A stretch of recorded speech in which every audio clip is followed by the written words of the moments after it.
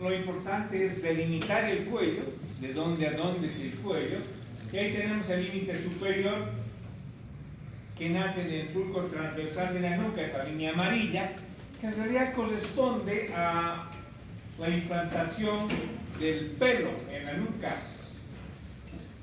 De ahí se dirige hacia adelante por el borde inferior de la apófisis mastoide, llega al surco subauricular, estamos hablando de la oreja, y pasa por el borde posterior del maxilar inferior para dirigirse hasta la punta, y del otro lado lo mismo se une. El límite superior empieza en la cara anterior, en la horquilla external, se dirige a la apófisis acromioclavicular, de ahí hasta la séptima cervical, como dice aquí.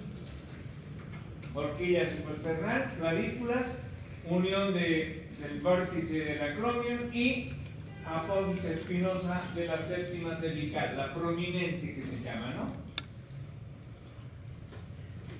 Cuando estamos frente a un paciente, tenemos que conocer que las mujeres el cuello mide, todos estos parámetros son para los normolíneos.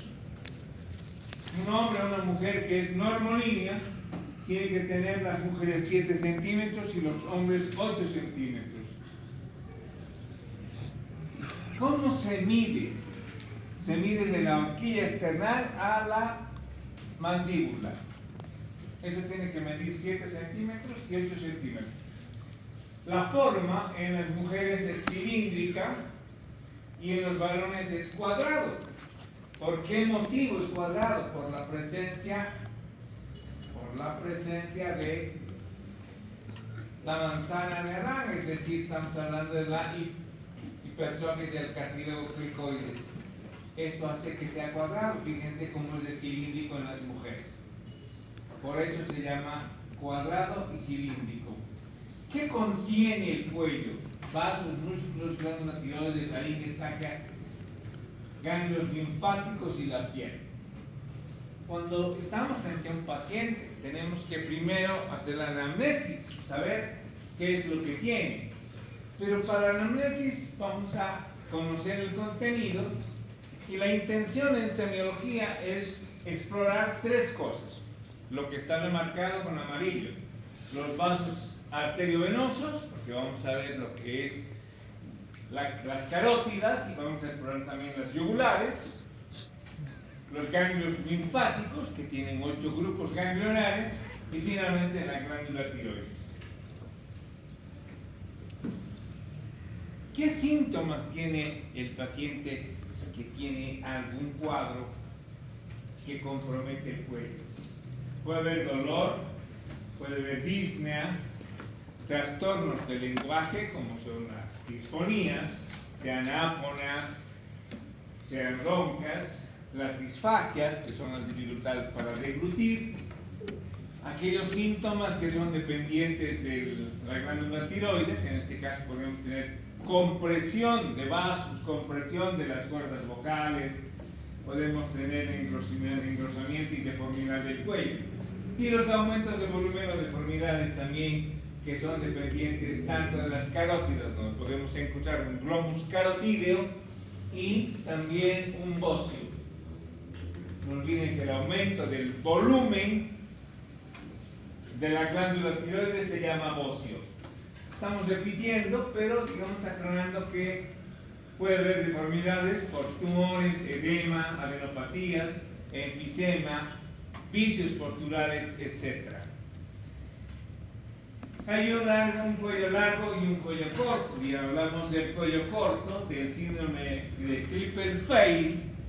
Este Klippel-Feil se debe a la ausencia congénita de la tercera vértebra cervical. Al no haber esta, entonces el cuello es más corto.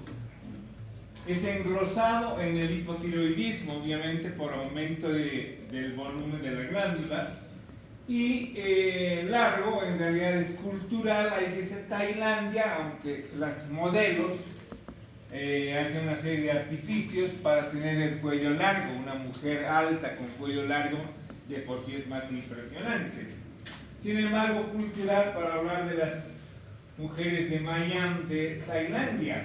Ahí está justamente las mujeres de Filipinas que por cultura, desde que nacen se van poniendo un anillo, los padres les ponen un anillo y cada año que van cumpliendo les ponen un anillo más.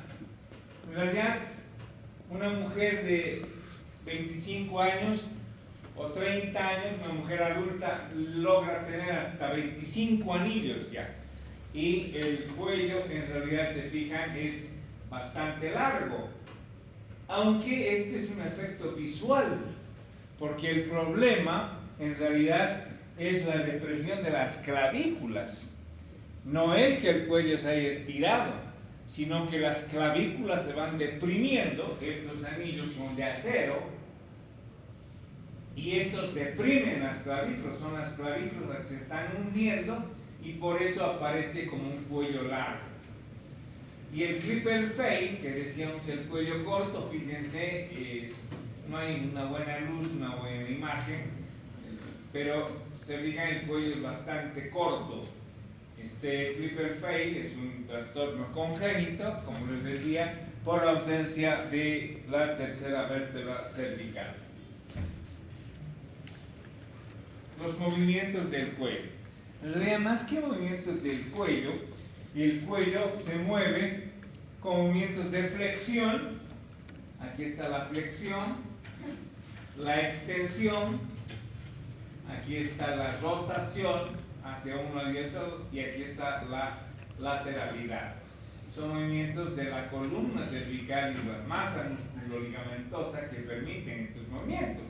Pero podemos tener un paciente que se presente con algún trastorno en la movilidad. Podemos encontrar, por ejemplo, un paciente que se presente con el cuello hacia un lado y que no pueda girar al otro, y tenemos que pensar que hay una contractura del esternocleidomastoideo que se conoce con el nombre de tortícolis. Puede haber un paciente que esté con el cuello en extensión, es decir, con la nuca extendida hacia atrás completamente, y en estos casos resulta difícil poder poner en su lugar normal y se presenta en el opistótonos, el tétanos, la meningitis bacteriana, la intoxicación por estricnina. En cambio, podrá haber un paciente que tenga el cuello flexionado, que no pueda levantar la cabeza, y hay que pensar en absceso retrofaringio, en alguna artropatía, o como consecuencia de cicatrices por quemaduras que producen una retracción de la piel. Entonces ahí están los movimientos. Aquí está una paciente con tortícolis, está dirigida ahí porque hay un espasmo del esternocleidomastoideo y por lo tanto le provoca dolor intenso al otro lado, pues está distendiendo. Y estos son los movimientos de flexión y de extensión. En la piel, que hay que ver el color puede haber rubicundez, puede haber cianosis. La rubicundez en pacientes alcohólicos, en pacientes que tengan una eritrocitosis marcada, cianosis en casos de compromiso vascular, como las oclusiones de los vasos venosos. Habrá edema, que puede ser inflamatorio en el caso de la parotiditis, y no inflamatorio en el síndrome de mediastínico, que es el síndrome de la cava superior. En este caso se llama edema en esclavina. También habrá enfisema, un enfisema por un mediastino. Este mediastino puede estar con enfisema debido a perforación de la pleura, se llama síndrome de Hama, y también puede haber la presencia en el cuello de cicatrices que pueden ser quirúrgicas, traumáticas o espontáneas. quirúrgicas en casos, por ejemplo, de la cirugía de un bocio, la extirpación de la glándula tiroides. Podrá ser la cirugía para corregir un globus carotídeo, o tal vez incluso para el drenaje linfático de algún vaso que se haya ocluido, un vaso linfático. Traumáticas, que son las más frecuentes, aquellas que a uno le ocurren cuando puede tener un accidente, o puede ser víctima de un asalto en una pelea con armas punzocortantes. Estas cicatrices son cicatrices irregulares, de bordes también irregulares, y que además quedan con queloide. Y las espontáneas son aquellas que se producen especialmente en las tuberculosis ganglionares, donde se forman abscesos y estos se abren hacia la piel, dejando también cicatrices muy irregulares y con tendencia a la retracción. Ahora, estamos repitiendo la movilidad, rigidez, meningitis bacteriana, hemorragia subarachnoidea y disminuida la movilidad en las artropatías cervicales. Como estamos observando el cuello, es importante observar la fosa supraesternal y la fosa las fosas supraclaviculares. Las supraesternales puede haber un latido en los pacientes brevilíneos debido a que el corazón está horizontalizado. Entonces el callado de la aorta aparece sobre la fosa supraesternal y empieza a haber latido. ¿Qué quiero decir en otras palabras? Que si un paciente brevilíneo tiene un latido en la fosa supraesternal, es totalmente normal, no hay ninguna patología. ¿Por qué? Por el diafragma alto, está el corazón de esta forma, aquí está la fosa, entonces está así el corazón. Si el diafragma es alto, entonces el corazón se horizontaliza y sube un poco. Parecía que tuviera cardiomegalia, pero es nada más porque el diafragma es alto. Por lo tanto, va a haber un latido en la supraesternal. Pero si un normolíneo y un longilíneo o un longilíneo tienen este latido, hay que pensar en aneurismas justo del callado o de la porción ascendente de la aorta. Y también hay que observar las fosas supraclaviculares buscando lo que es el tiraje, que es un signo de insuficiencia respiratoria aguda. Van a fijarse que en estos pacientes, cuando inspiran, estas fosas se hunden profundamente, porque el diafragma y los músculos inspiratorios son los que jalan.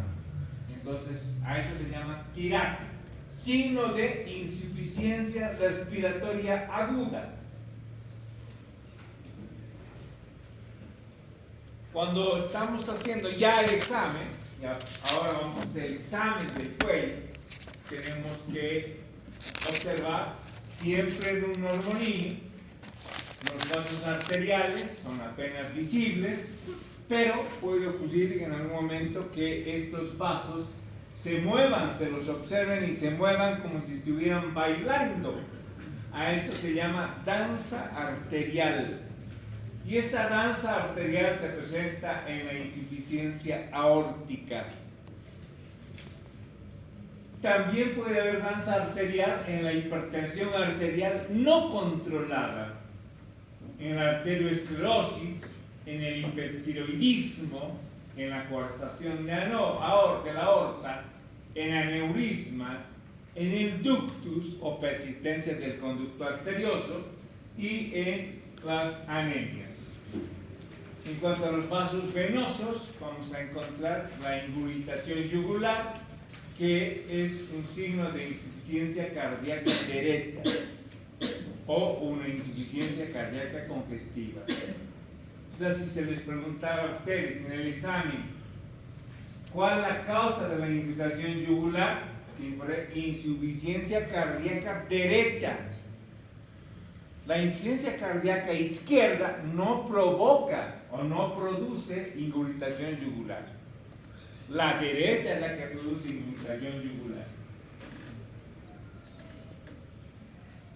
Palpación. Cuando palpamos el cuello y vamos a palpar los vasos, vamos a palpar las arterias subclavias a nivel debajo de las clavículas, del tronco brachiocefálico en la base del cuello, que habitualmente no lo hacemos. Las carótidas primitivas en el punto medio entre la articulación esternoclavicular y el ángulo mandibular, que tampoco lo hacemos. Sí estamos obligados a palpar las carótidas internas y las carótidas externas. Las carótidas externas se encuentran por delante del borde anterior del esternocleidomastoideo y se palpa de esta forma, ¿no? Así, con 3 dedos, o al otro lado, 3 dedos. Si ustedes se palpan en este momento, es un latido intenso porque es un vaso grueso. Entonces tocan y van a sentir que está latiendo. Y las carótidas externas se las palpa en el ángulo de la mandíbula. Esta es la mandíbula, aquí está el ángulo, ponen ahí sus dedos y van a sentir también un latido. Por delante del trago, dice, claro, este es el trago, entonces ahí es donde se siente el latido. Hay que tener un poco de cuidado con este latido porque detrás de él, detrás de la carótida externa, hay un ganglio simpático. Entonces, si aprietas mucho, te va a una sensación medio desagradable y al paciente le puede ocasionar alguna molestia. El aumento del latido, todas las causas, todas las patologías, desde un simple ejercicio, pueden aumentar el latido y ser visibles. Lo que nos tiene que llamar la atención es la disminución. ¿Por qué la disminución del latido? Vamos a tener ahí varias enfermedades. Ahí tenemos la enfermedad de Takayasu, que es la arteritis de vasos subaguda, más frecuente en el sexo femenino. La enfermedad de Martos-Self-Fabre, que es más propia en los hombres, es una patología crónica de origen ateromatoso, que puede ocluir los vasos y ocasionar incluso pérdida de conocimiento de los pacientes. El aneurisma disecante, un hematoma de la túnica media, puede ocluir una de las carótidas. La trombosis arterial, que puede provocar un accidente vasculoencefálico, vasculocerebral, y la trombosis de la subclavia izquierda, que se llama el síndrome del globo de la subclavia. Esto como información, por si acaso, quiero que lo tengan. Pero en el examen parcial no voy a tomar esto. ¿Por qué? Porque le estoy dando una información general. No son patologías frecuentes. O sea, nosotros tenemos que preguntarles a ustedes lo que es frecuente en nuestro medio. Lo que como médicos van a ver aquí, o en la región, Chile, Argentina, donde vayan a ver. Estas patologías no son frecuentes en nuestro medio, son más de Estados Unidos, de los anglosajones, por lo tanto, va como información general. Yo que estoy dando el tema, no les voy a preguntar en el parcial, por si acaso. Y ahí tenemos lo que es la incrustación yugular. Fíjense cómo está la yugular externa. En este caso está el paciente sentado. Normalmente los vasos del cuello, los vasos venosos, no tienen válvulas, no son como las venas de las extremidades superiores o extremidades inferiores, que tienen válvulas. Cuando hay una sístole, late, se abren, dejan el paso de la sangre y se cierran, entonces la sangre va subiendo poco a poco. En las extremidades, yo que estoy de pie, entonces así están subiendo la sangre. Lo mismo, pongo mis extremidades así, superiores, y lo mismo, está subiendo con cada sístole y se cierran y se abren los. Entonces, en el cuello no existen estas válvulas. Por eso es que uno puede tener un una carótida o más bien una yugular visible, pero normalmente debe desaparecer a partir de los 70 grados. Hasta los 60 grados todos tenemos que tener, o todas las personas, especialmente las que son delgadas, pueden tener. Si es más de 60 grados, ya es patológico. Como en este caso, fíjense, aquí en este lado estamos viendo bien marcada una ingurgitación yugular que se llama de 3 cruces, porque se la ve en su totalidad, o aquí en la totalidad. Cuando es hasta el tercio inferior visible, se llama ingurgitación yugular una cruz. Si es hasta la mitad del tercio de la yugular, 2 cruces. Si se ve toda la yugular, se llama ingurgitación yugular de 3 cruces. O sea, hay una cruz, 2 cruces, 3 cruces. Siempre a más de 60 grados. Entonces, el aumento de intensidad es patológico y se llama ingurgitación yugular. Signo de insuficiencia cardíaca derecha, de pericarditis constrictiva, de taponamiento cardíaco o de un proceso bronquial crónico. De estas 4 patologías, ¿cuál será la causa más frecuente? La insuficiencia cardíaca derecha.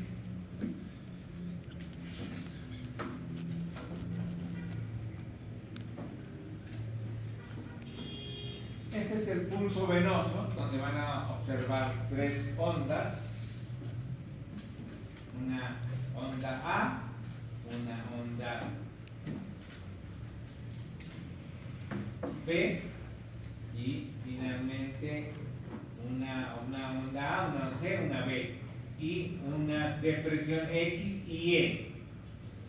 La onda A, sístole auricular. La C va a ser la onda del cierre de la tricúspide y la onda B, V más bien, la sístole ventricular, llena de la aurícula derecha. En cambio, las depresiones, ahí están las depresiones X y E. La X va a ser en la sístole ventricular, se debe a la relajación auricular, y la Y, aquí está la Y, es depresión diastólica, se debe a llenado pasivo rápido de ventrículo derecho. Esta en realidad es una explicación fisiopatológica del pulso venoso, que tampoco me va a interesar preguntar. Seguramente en fisiología ya han llevado eso. La segunda parte corresponde a explorar lo que son los ganglios linfáticos. Y los ganglios linfáticos son 8 grupos ganglionares que existen en el cuello, donde tenemos que determinar la forma, el tamaño, la consistencia, la movilidad y por supuesto la sensibilidad para saber si hay o no hay dolor. No olviden que en todo el organismo existen aproximadamente 555 ganglios en todo el cuerpo. 555 ganglios, los cuales están distribuidos en una cadena superficial, que es la cadena cervical, axilar e inguinal, y una profunda, que es la mediastínica y la paraórtica. Entonces, ahí están los ganglios de la cadena cervical, que son 8. Tenemos los submentonianos, los submaxilares, los cervicales anteriores, los cervicales posteriores, o también denominados del triángulo posterior, los occipitales, los retroauriculares, proauriculares y los supraclaviculares. Creo que la imagen es bastante elocuente, donde los puedes encontrar.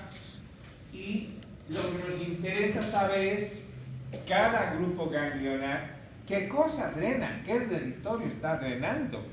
Porque dependiendo del territorio que está drenando, vamos a saber o sospechar la patología probable responsable de esta adenopatía. Ahí tenemos un ganglio, y les digo, el aparato es malo, porque esta fotografía es muy buena, pero se fijan, esto está eritematoso, está aumentado de volumen. Es un ganglio submentoniano aumentado de volumen, ¿no? Ahora, ¿qué drena este submentoniano? Parte central del labio inferior, suelo de la boca y parte de la lengua y el mentón.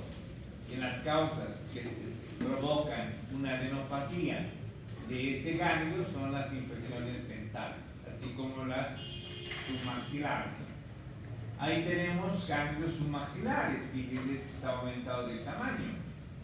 Entonces, estos ganglios van a drenar el contenido de los ganglios submentonianos, las partes laterales de la lengua, las encías, el ángulo interno del ojo, la parte lateral del labio superior,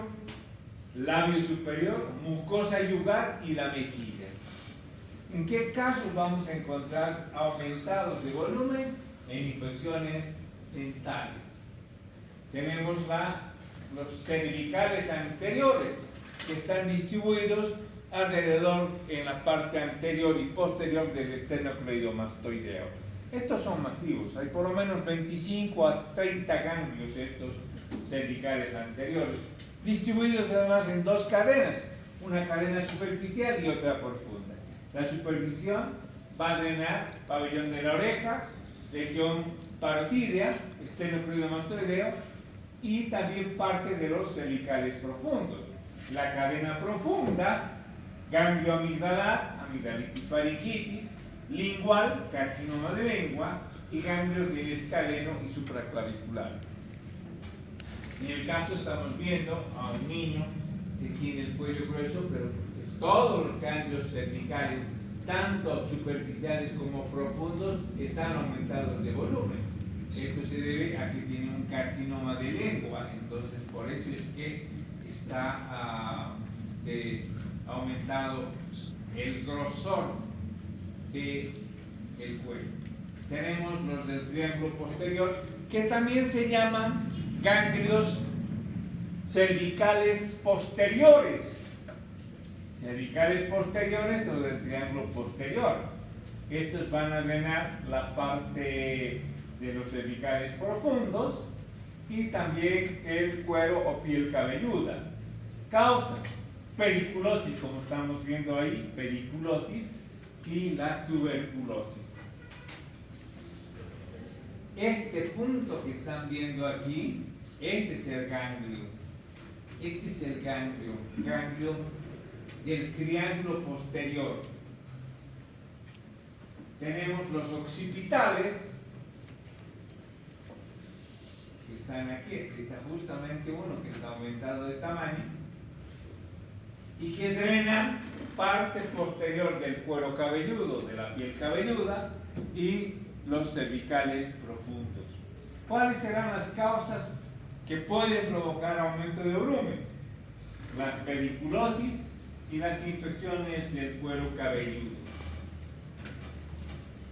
Tenemos los ganglios retroauriculares, que drenan el conducto auditivo externo, la piel de la parte posterior de la oreja, la región temporal del cuero o piel cabelluda, cervical anterior superficial, y estos van a aumentar de tamaño en infecciones del conducto auditivo externo y también en infecciones del cuero cabelludo. Allá abajo dice ganglio retroauricular infartado, más exantema, más fiebre, igual rubeola. O sea, tiene que haber estas lesiones exantematosas en todo el cuerpo y tiene que haber un ganglio retroauricular aumentado de volumen en la rubeola. Rubeola, pregunta de exámenes.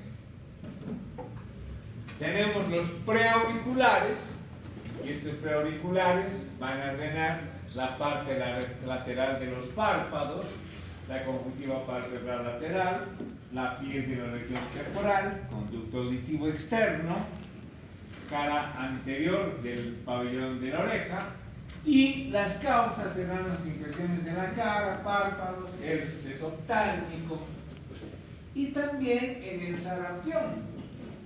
cuando hay conjuntivitis, exantema y el infarto del preauricular, siempre sospechen de un sarampión. Sarampión preauricular, rubeola retroauricular. No lo olviden porque con seguridad que les voy a preguntar en el parcial.